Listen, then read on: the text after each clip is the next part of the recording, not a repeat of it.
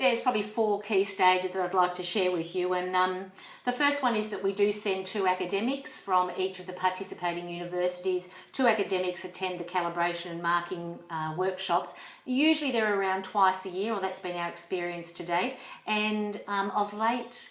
the project team has been trying to organise those workshops around a primary or a major conference that accounting academics would attend. So for example, AFANS in July and CAGS in Adelaide in February. We gather data for the project and it's used to benchmark sessions so that everyone who actually participates has been calibrated. So what we do is go to these sessions, have discussions, etc. And what we do is we review 1 assessment task and 5 pieces of student work, and that is student work that is real student work.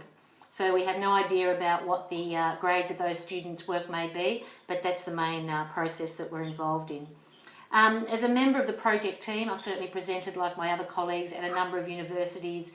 in Australia where we have run shortened calibration sessions, and also I've led a major workshop at my own university where we have again run shortened calibration sessions so that we can sort of spread the word about what goes on in these workshops and what the value of them might be.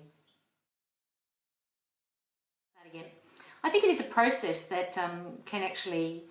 span across different disciplines, because the benchmark or the framework is certainly the threshold learning standards for accounting, but once you have threshold learning standards for any discipline, the framework or the model can be used. But primarily we're using it here at Deakin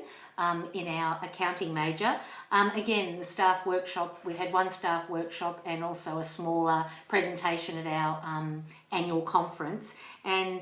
it's about Deakin academics becoming acquainted with these threshold learning standards that we are trying to develop a shared understanding of, and the feedback from staff after that major workshop was that there was still some uncertainty, but as a result of the workshop people were thinking more clearly about what those standards might represent. And evidence of change, well, I suppose for our university, and there has been evidence of this expressed by other project team participants, we've actually seen a change in the assessment design. We've learned, as a result of the shared understanding, we have made decisions that the assessments that we were designing perhaps didn't provide an appropriate opportunity for our students to evidence their learning at the standard, and so there has been some redesign of assessment, particularly in final years. I'm one of 7 project team members, and each of us have actually gone back to our own universities and undertaken major workshops over 2, 3, 4 hours, and each of us have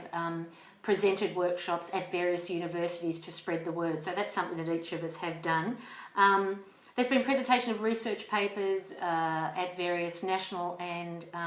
international conferences, and we're looking to get the word out in a scholarly manner, so that we're currently writing research papers that we hope will be disseminated via refereed journals very soon. But again, the most valuable feedback or the most valuable output to date has been the changes in assessment design that a number of the project participants have been able to provide evidence of in their own universities. So